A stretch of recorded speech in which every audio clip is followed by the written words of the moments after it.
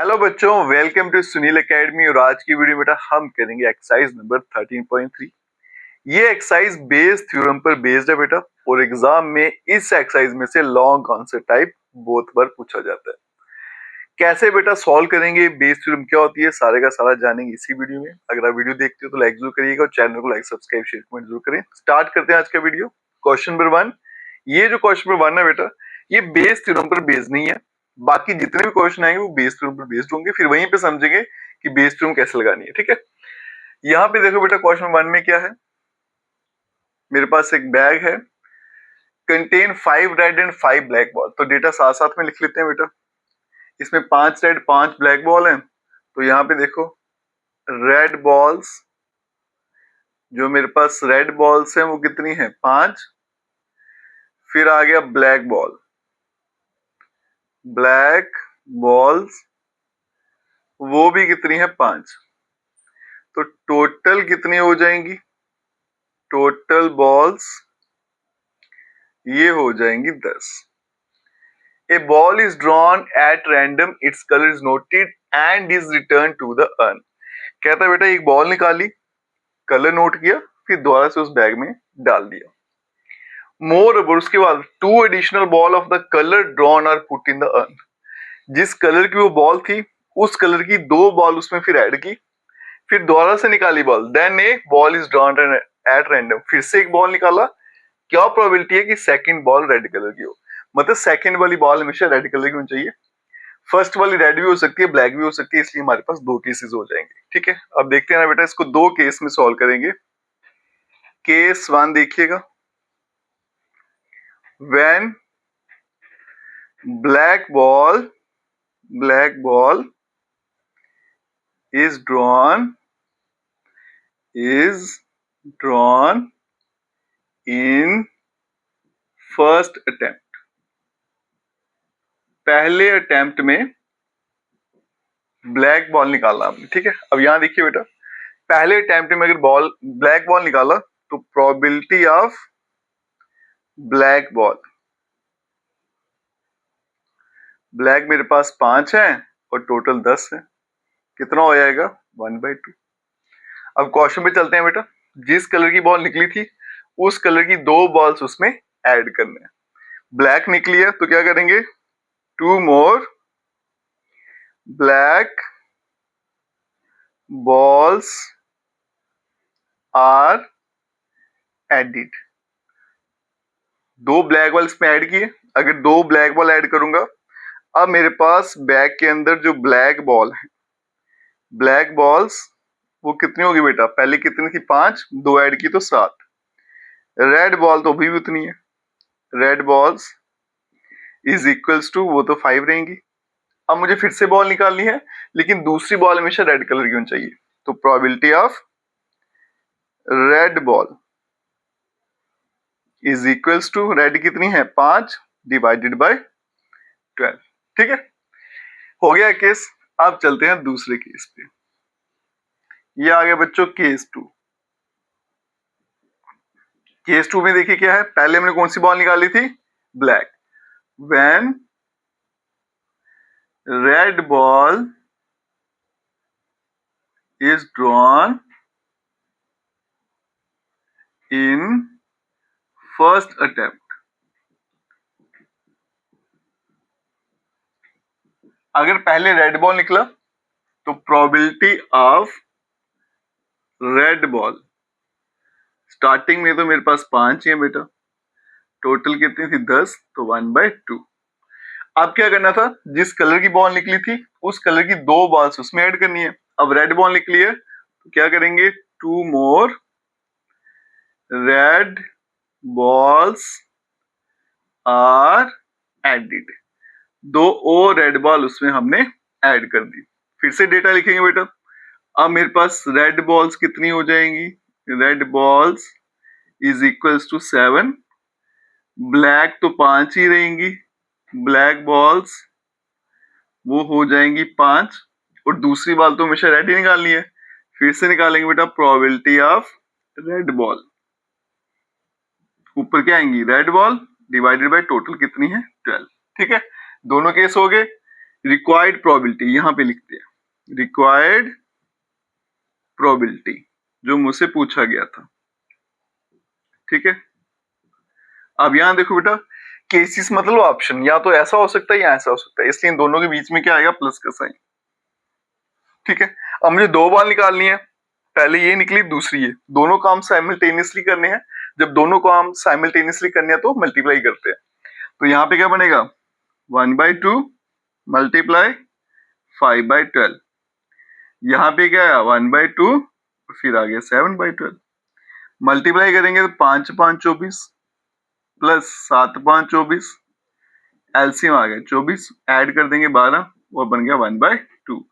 और यही है इस क्वेश्चन का फाइनल आंसर, और ये एग्जाम में बहुत बार पूछा भी जाता है। अब चलते हैं नेक्स्ट क्वेश्चन पे, चलते हैं बच्चों नेक्स्ट क्वेश्चन पे, और ये क्वेश्चन बेस थ्योरम पर बेस्ड है।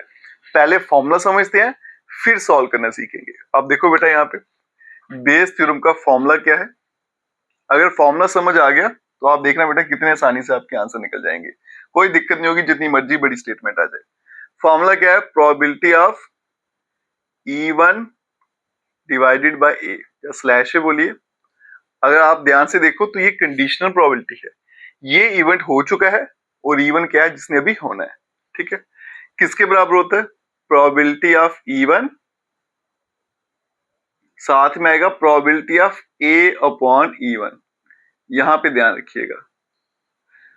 आगे देखिएगा बेटा, नीचे फिर से सेम यही उतरेगा, E1 probability of A upon E1, फिर प्लस सेकंड इवेंट है तो probability of E2, probability of A upon E2, फिर आएगा प्लस प्रोबेबिलिटी ऑफ E3, और साथ में probability of A upon E3 plus so on, और ये चलता जाएगा।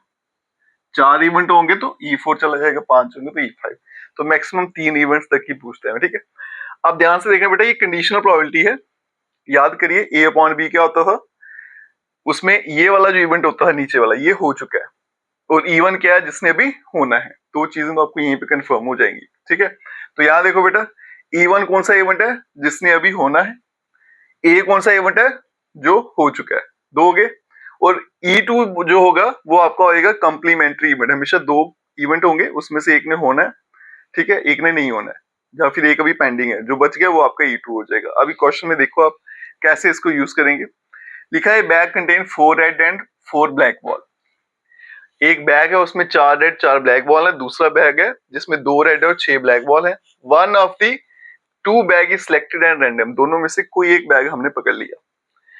And a ball is drawn from the bag, bag में से बॉल निकाला, which is found to be red, हमने बैग में से बॉल निकाला, वो लाल रंग की निकली, तो ये इवेंट हो चुका है। ठीक है, find the probability that the ball is drawn from the first bag, क्या प्रोबेबिलिटी है कि बॉल जो है वो फर्स्ट बैग से निकाली गई हो। अब यहाँ देखो बेटा, ये इवेंट अभी होना है, जिसके बारे में यहाँ फिर मुझे पूछा गया है, वो आपका E1 होता है। तो यहाँ पे देखो E1 क्या आएगा, कि बॉल जो है, ball is drawn from first bag. ठीक है, तो E2 में क्या आ जाएगा, दो ही बैग है मेरे पास, ball is drawn from second bag, दो हो गए। अब यहां देखो बेटा, ए मैंने क्या बोला था, वो इवेंट जो हो चुका है, तो बॉल जो है वो रेड कलर की निकली है, ये हो चुका है ना, तो बॉल इज रेड, या बॉल ड्रॉन इज रेड, जो भी आपको ठीक लगे। अब ये E1 E2 A हो गया। अगर इतनी चीज आप ठीक लिख लेते हो तो समझो आपका क्वेश्चन 100% ठीक है, अब गलत नहीं होने वाला। अब यहाँ पे देखो बेटा, अगर मैं निकालूंगा प्रोबेबिलिटी ऑफ E1, इन सब की प्रोबेबिलिटी निकालेंगे। E1 की प्रोबेबिलिटी, मेरे पास दो बैग हैं, डेटा मैंने लिखा नहीं है ना, पहले मैं डेटा लिख लेता हूँ यहाँ पे। यहाँ देखो बेटा, ये आ गया मेरे पास बैग 1, इसको मैं बैग 1 बैग 2 करके लिख लेता हूँ। बैग 2 आ गया, इसमें कितना है, रेड बॉल ये आ गया 4, ब्लैक बॉल ये भी आ गया 4, टोटल कितना हो गया 8। यहां देखो बेटा, रेड बॉल कितना है 2, ब्लैक बॉल ये कितना था 6, और टोटल इसमें भी कितना है 8। अब देखना है यहाँ पे क्या क्या चाहिए मुझे, प्रोबेबिलिटी ऑफ E1 E2 और फिर A अपॉन E1 और A अपॉन E2। तो यहाँ पे लिख लेते हैं प्रोबेबिलिटी ऑफ E1। E1 का मतलब क्या है बेटा कि बॉल जो है फर्स्ट बैग से निकली है, मेरे पास 2 ही बैग है, उसमें से पहले बैग में से बॉल निकालने की प्रोबेबिलिटी क्या आएगी 1/2। ठीक है। प्रोबेबिलिटी ऑफ E2 मतलब बॉल जो है वो सेकंड बैग से निकली, तो सेकंड बैग तो मेरे पास एक ही है और टोटल कितने थे 2। फिर आएगा probability of A upon E1। इसको देखिएगा, ए का मतलब है रेड बॉल, E1 का मतलब फर्स्ट बैग, मतलब पहले बैग में से रेड बॉल निकालना। तो पहला बैग ये बेटा, उसमें रेड बॉल कितने हैं 4, टोटल कितने हैं 8, तो 1/2। Probability of A upon E2 मतलब रेड बॉल सेकंड बैग से वो कितनी है 2, डिवाइड बाय टोटल 8, तो 1/4। ये डेटा बन गया।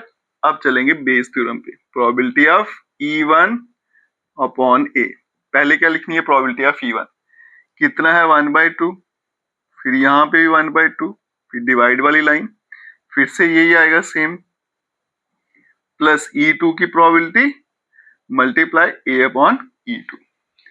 ऊपर बन गया 1/4, डिवाइड में चलेंगे यहाँ पे 1/4 और यहाँ पे आ गया बेटा 1/8। ये 1/4 एलसीएम ले लूंगा 8, क्या बनेगा 2 + 1 1/4 और यहाँ पे आ गया 3/8। तो probability of E1 upon A is equals to 1/4, multiply में लिखेंगे तो 8/3, ये 2 से कैंसिल और 2/3, यही है इसका फाइनल आंसर। सारे के सारे क्वेश्चन सेम पैटर्न पर बेस्ड हैं। एक हो गया ना बेटा, अब आगे देखना कैसे निकलेंगे। अब चलते हैं नेक्स्ट क्वेश्चन, चलते हैं बच्चों नेक्स्ट क्वेश्चन पे, और सेम पैटर्न पर बेस्ड हैं सारे के सारे क्वेश्चन। पहले क्वेश्चन रीड करते हैं बच्चों, यहां देखिएगा। Of the student in a college, it is known that 60% reside in hostel and 40% are day scholar। किसी कॉलेज की बात की जा रही है, 60% बच्चे जो हैं वो हॉस्टल में ही रहते हैं और 40% डे स्कॉलर है, मतलब सुबह आते हैं पढ़ते हैं और चले जाते हैं घर।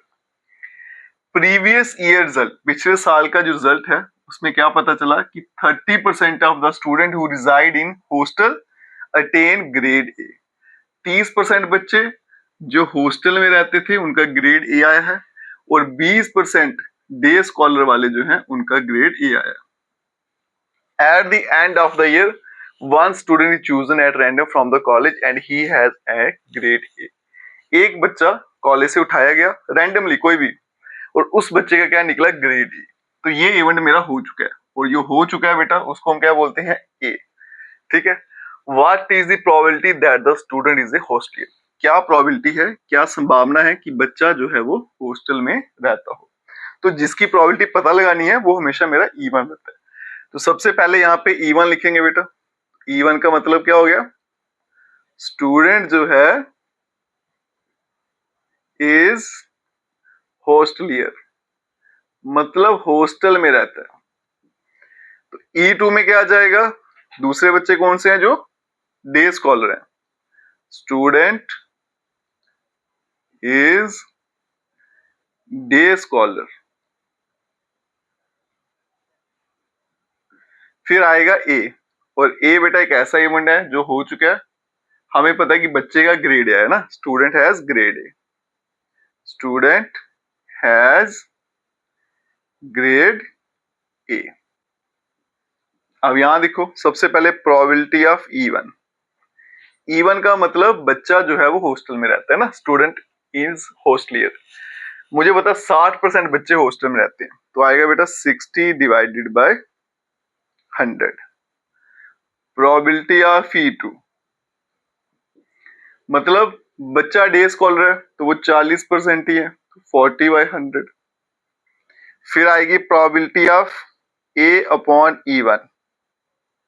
अब यहां देखो ए का मतलब बच्चे का ग्रेड ए आया है और बच्चा जो है वो हॉस्टल में रहता था। अब यहां देखो रिजल्ट क्या बताता है, 30%, 30% बच्चे ऐसे हैं जो हॉस्टल में रहते हैं और जिनका ग्रेड ए आया। तो इसका आंसर क्या आएगा 30%, मतलब 30/100। फिर probability of A upon E2, मतलब ग्रेड ए है और बच्चा डे स्कॉलर है, ऐसे 20% बच्चे हैं, 20/100। अब चलते हैं फॉर्मूला पर। E1 अपॉन ए किसके बराबर होता है बेटा? फॉर्मूला लिख लेते हैं, प्रोबेबिलिटी ऑफ E1, फिर आ गया ए अपॉन E1, फिर डिवाइड में probability of E2, probability of E1 ही आएगा पहले, probability of A upon E1, probability of E2 और फिर आ गया probability of A upon E2। तो probability of E1 upon A is equal to probability of E1, जिसका answer है बेटा 60/100 multiply 30/100, 30/100, फिर डिवाइड में ये वाला नंबर तो सेम आएगा, प्लस प्रोबेबिलिटी ऑफ E2 40/100 और फिर आ गया 20/100। अब यहां देखिएगा बेटा, ये 2 0 मैं इसके साथ ही काट देता हूं, तो क्या आएगा 18/100। डिवाइड में चलते हैं, यहां भी 2 0 काट देते हैं, फिर से 18/100 और प्लस ये 2 0 यहां भी काट देता हूं, तो आएगा 8/100। ठीक है, बेस इनकी सेम है बेटा, आप और काटना चाहते थे वो भी काट सकते हो, लेकिन मैंने बेस जानबूझ के 100 रखा ताकि एलसीएम लेने में आसानी हो। बाकी आप पूरा कट करिए, कोई इशू नहीं है, थोड़ा टाइम ज्यादा लगेगा सॉल्व करने में, बस इतना ही है। तो 18/100 यहाँ पे सीधा ऐड हो जाएगा बेटा 26/100। आगे चलते हैं, प्रोबेबिलिटी ऑफ E1 अपॉन ए, ये आ गया 18/100 मल्टीप्लाई 100/26, ये भी कट जाएगा 2 9 से और 13 से, और 9/13, यही है इसका फाइनल आंसर। मैंने बोला बेटा आपको सेम पैटर्न पे चलते हैं। चलते हैं बच्चों नेक्स्ट क्वेश्चन पे, चलते हैं बच्चों नेक्स्ट क्वेश्चन पे। और इस क्वेश्चन में एक छोटा सा कंसेप्ट छुपा हुआ है, वो भी आपको बेटा समझाएंगे, और वही कंसेप्ट बच्चों को कंफ्यूज करता है। क्वेश्चन देखिए क्या है, in answering a question on multiple choice test, कोई मल्टीपल चॉइस टेस्ट हुआ है, ए स्टूडेंट इधर नोज द आंसर और गेस, तो बेटा बच्चे को या तो आंसर आता है या फिर वो तुक्का लगाता है, गेस करता है। लेट 3/4, ये 3/4 किसकी प्रोबेबिलिटी है कि बच्चे को आंसर पता हो, ठीक है। और 1/4 क्या प्रोबेबिलिटी है कि उसने गेस किया है ना, तुक्का लगाया हुआ है, और ये प्रोबेबिलिटी कितनी है 1/4। उसे आंसर पता हो, उसकी प्रोबेबिलिटी 3/4, गेस करेगा probability 1/4। Assuming that a student who guessed at the answer will be correct with probability 1/4, कहता है कि मान लीजिए एक बच्चा जो गेस करता है, तुक्का लगाया जिसने और आंसर ठीक हो गया, उसकी प्रोबेबिलिटी कितनी है 1/4। मेन वर्ड जो है ना उनको हम सर्कल कर लेते हैं, उसने गेस किया और आंसर जो था वो करेक्ट था। क्या प्रोबेबिलिटी है that the student know the answer, किसकी प्रोबेबिलिटी फाइंड करनी है बेटा कि बच्चा जो है उसको आंसर पता हो, given that he answered correctly. अब यहाँ पे एक नया वर्ड आ गया गिवन दैट, इसका मतलब समझिएगा क्या बेटा, अगर आपको क्वेश्चन में गिवन दैट दिया तो आपके लिए और काम आसान हो गया, ए फाइंड करना आपके लिए आसान हो जाता है। गिवन दैट के आगे जो भी लिखा है बेटा वो आपका ए है, मतलब वो इवेंट जो हो चुका है। अब यहां देखो बेटा, सबसे पहले लिखेंगे E1, जिसकी प्रोबेबिलिटी हमें फाइंड करनी है। किसकी प्रोबेबिलिटी फाइंड करनी है, स्टूडेंट, जो बच्चा है, स्टूडेंट नोज आंसर। E2 में क्या आ जाएगा कि जो बच्चा है स्टूडेंट वो गैस करेगा आंसर को। दो ही ऑप्शन थे मेरे पास, गैस द आंसर, और ए में क्या आ जाएगा बेटा, गिवन दैट के आगे जो लिखा हुआ है आंसर इट करेक्टली, ठीक है, या फिर लिख देंगे answer is correct, answer is correct.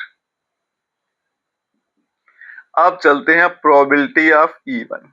तो यहां देखिएगा बेटा, E1 का मतलब बच्चे को आंसर पता हो, उसकी प्रोबेबिलिटी कितनी थी 3/4। फिर चलेंगे प्रोबेबिलिटी ऑफ E2, बच्चे ने गैस किया, उसकी प्रोबेबिलिटी है 1/4। फिर आ गया बेटा प्रोबेबिलिटी ऑफ A/E1, मतलब बच्चे ने आंसर ठीक दिया और उसे आंसर पता था, इसकी प्रोबेबिलिटी यहाँ कहीं भी नहीं लिखी हुई। अगर आप थोड़ा सा दिमाग लगाओगे बेटा, अगर मुझे आंसर पता है तो मैं 100% श्योर है उसका सही आंसर दूंगा। तो 100% का मतलब क्या होता है? 1 प्रोबेबिलिटी। 100% मतलब 100/100, वो कितना हो गया? 1। तो जरूरी नहीं है आपको सारे आंसर इसी में दिए हो, कभी कभी थोड़ा दिमाग लगा के भी आंसर लिखना होता है। यही रास्ता बेटा इस क्वेश्चन का। तो A/E1 का आंसर 1 होगा और प्रोबेबिलिटी ऑफ A/E2, मतलब आंसर ठीक था, उसने तुक्का लगाया था। तो यहाँ पे दिया था बेटा, उसने गैस किया और आंसर ठीक हो गया, उसकी प्रोबेबिलिटी क्या है? 1/4। पूरे का पूरा डेटा मेरे पास आ गया है। अब लगाएंगे फॉर्मूला, प्रोबेबिलिटी ऑफ E1/A। सबसे पहले क्या लिखते हैं? प्रोबेबिलिटी ऑफ E1 3/4, फिर मल्टीप्लाई 1, नीचे सेम आएगा बेटा 3/4 मल्टीप्लाई 1, फिर प्लस 1/4 और मल्टीप्लाई 1/4। यहाँ पे तो बन गया 3/4। अब नीचे देखिएगा क्या बन गया? 3/4 प्लस 1/16। तो प्रोबेबिलिटी ऑफ E1/A यहाँ पे बन गया 3/4 और डिवाइड में देखो बेटा एलसीएम ले लेते हैं 16, 4 से कैंसिल होगा ना ये, तो कितना बनेगा? 12 प्लस 1, ये बन गया 3/4 डिवाइड में 13/16, ये बन गया बेटा 3/4 और यहाँ पे बन गया 16/13, ये 4 से कैंसिल आउट हो गया। तो प्रोबेबिलिटी ऑफ E1/A कितना आंसर आएगा? 12/13। ठीक है, और यही है इसका फाइनल आंसर। अब चलते हैं बच्चों नेक्स्ट क्वेश्चन पे।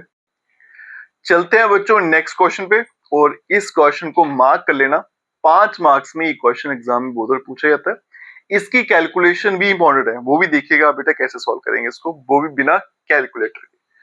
क्वेश्चन बड़ा फेमस है बेटा, लेबोरेटरी टेस्ट वाला, याद रखिएगा। कहता है लेबोरेटरी ब्लड टेस्ट हुआ, वो 99% इफेक्टिव है in detecting a certain disease when it is infect, मतलब बंदे को बीमारी है तो 99% चांस है कि वो यही बताएगा कि इसको बीमारी है।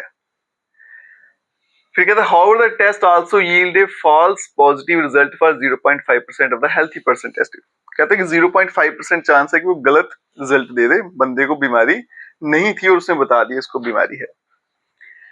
ठीक है, if the healthy person tested then with probability 0.05, ये आज छोड़िए, इसको आगे चलते हैं। इफ 0.1%, इसको ध्यान दीजिएगा, सिर्फ इतनी परसेंट जो पॉपुलेशन है उसे बीमारी है, what is the probability that the person has the disease. किसकी प्रोबेबिलिटी फाइंड करनी है?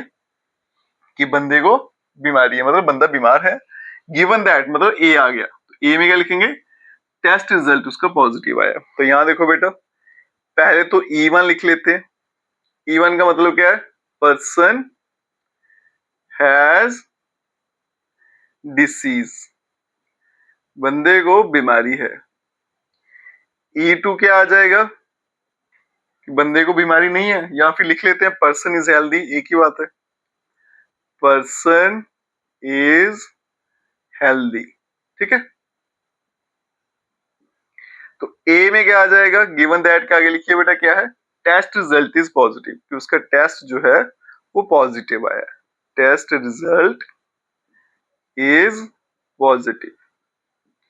अब चलते हैं बेटा प्रोबेबिलिटी ऑफ E1 फाइंड करेंगे, मतलब पर्सन को डिसीज है तो 0.1% पॉपुलेशन है, तो 0.1%। अगर इसे चेंज करूंगा मैं तो 0.1 डिवाइडेड बाय परसेंट मतलब 100, ये पॉइंट भी हटा दूं तो 1/1000। ठीक है जी। फिर आएगा प्रोबेबिलिटी ऑफ E2, मतलब हेल्दी पर्सन। अब देखो बेटा, 1000 में से एक बंदे को बीमारी है, तो ठीक इंसान कितने हैं? 999, तो 999 आउट ऑफ 1000। ठीक है, वहां पे दिया नहीं है कि कितने लोग हेल्दी हैं, तो यहीं से पता चल जाता है बेटा ये 1000 में से एक बंदे को बीमारी है, तो 999 जो हेल्दी है आउट ऑफ 1000। फिर आएगा प्रोबेबिलिटी ऑफ A/E1। ए का मतलब टेस्ट पॉजिटिव आया और E1 का मतलब बंदे को बीमारी थी। अब कहा कि बंदे को बीमारी है, टेस्ट उसका सही आ जाए, उसकी प्रोबेबिलिटी कितनी थी 99%। तो ये आएगा बेटा 99%, क्या बन जाएगा 99/100। फिर चलते हैं प्रोबेबिलिटी ऑफ A/E2, मतलब टेस्ट तो पॉजिटिव आया लेकिन उस बंदे को बीमारी नहीं थी, उसने गलत रिजल्ट दे दिया, तो वो कितना था बेटा, फॉल्स रिजल्ट भी देता है, कितना 0.5%, 0.5%। चेंज करेंगे तो क्या बनेगा 0.5/100, ठीक है, ऐसा बनेगा। अब इसका पॉइंट हटाऊंगा तो 5/1000 आ गया। सारी इंफॉर्मेशन आ गई है। अब चलते हैं बेटा बेस थ्योरम लगाते हैं। तो सबसे पहले प्रोबेबिलिटी ऑफ E1 कितना है 1/1000 मल्टीप्लाई A/E1 99/100 डिवाइड में तो सेम आएगा 1/1000 99/100 plus probability of E2 999 divided by 1000 और यहाँ पे 5 डिवाइडेड बाय 1000, ठीक है।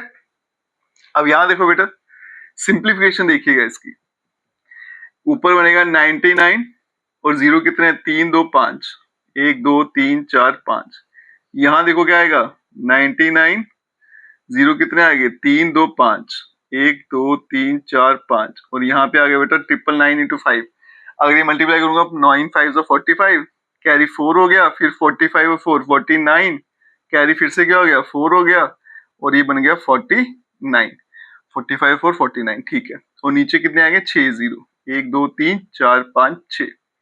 अब यहाँ पे लेंगे एलसीएम, इसे तो ऐसे ही रखेंगे 99/5 0 2 3 4 5 डिवाइडेड बाय, अब यहाँ देखो बेटा 1 2 3 4 5 6, 6 0 है ना, तो ये आएगा एलसीएम 2 3 4 5 6। अब यहाँ पे 5 0 है, 5 0 कैंसिल, 1 0 बचेगा, मतलब 10 बचेगा, वो ऊपर मल्टीप्लाई होगा तो 990 प्लस 4995 आ गया। इन दोनों को अगर मैं ऐड करूंगा तो यहाँ देखो बेटा पहले न्यूमरेटर लिख लेते हैं 99/1 2 3 4 5, 5 प्लस 0 ये तो 5 ही रहेगा, 9 और 9 18, कैरी 1 हो गया है ना, 10 19 9, कैरी 1 हो गया, 4 और 1 5 और डिवाइड में 1 2 3 4 5 6 0। अगला स्टेप यहाँ देखिए बेटा, यहाँ करता हूं तो ये बनेगा 99 डिवाइडेड बाय 5 0 1 2 3 4 5 मल्टीप्लाई, ऊपर ले जाएंगे 1 2 3 4 5 6 डिवाइड में आ गया 5985। अब 0 कैंसिल करेंगे 1 2 3 4 3 4 5, ये 5 0 कैंसिल, ये बनेगा 990 डिवाइडेड बाय 5985। अब इसको कट करते हैं तो 5 के टेबल से आराम से कट हो जाएगा, तो यहाँ पे लिखता हूं, यहाँ देखो बेटा 5 1 जा 5, कैरी 4 हुआ 49, 5 9 जा 45, कैरी 4 हुआ तो 5 8 जा 40, ये 1 से जाएगा 1 से आएगा 4 कैरी हो गया, 9 से 45 35 बन गया तो 7 से कटेगा। अब ये वाला नंबर जो है 3 से भी कटेगा, अगर 3 से कटता तो 9 से भी कटना चाहिए, तो मैं 9 से काट के देखता हूँ, 9 2 जा 18, कैरी 1, 9 2 जा 18, यहाँ देखो बेटा 9 was 9, 2 कैरी 29, 9 3 जा 27, 2 कैरी 3 और 22/133 यही इसका फाइनल आंसर है। कैलकुलेशन पर फोकस कीजिएगा बेटा, जैसे मैंने किया वैसे ही फॉलो करना, एकदम एग्जैक्ट आंसर आएगा। अब चलते हैं नेक्स्ट क्वेश्चन पे, चलते हैं बच्चों नेक्स्ट क्वेश्चन पे, और ये क्वेश्चन इंपॉर्टेंट है और इस क्वेश्चन में एक राज छुपा हुआ है, वो जब क्वेश्चन सॉल्व करेंगे फिर आपको बताएंगे। अब यहाँ देखो बेटा क्वेश्चन क्या है, रीड करते हैं। 3 कॉइन्स मुझे दे रखे हैं, उनमें से एक कॉइन टू हेडेड है, टू हेडेड मतलब उसकी दोनों तरफ हेड है, जैसे मर्जी फेंको आएगा ही head. Another is biased coin, biased मतलब जिसमें मिलावट की गई है, ठीक है, जो हमारे पास कॉइन होता है वैसा नहीं है, उसमें मिलावट किया मतलब उसको इस तरह से बनाया गया कि वो 75% टाइम क्या देता है आपको, हेड देता है। And third is unbiased coin, जिसमें मिलावट नहीं है, जो आप कॉइन यूज करते हो वही हो गया आपके पास unbiased coin. One of the 3 coin is chosen at random and tossed, तीनों में से कोई एक कॉइन पकड़ा रैंडमली, कोई भी हाथ में आ जाए उसको टॉस करना है। क्या प्रोबेबिलिटी है? That it was the two headed coin. क्या संभावना है कि वो टू हेडेड कॉइन होगा, ठीक है। तो ये मुझे पूछा गया इसमें, टू हेडेड कॉइन की प्रोबेबिलिटी क्या है। अब यहां देखो बेटा, E1 में क्या आएगा?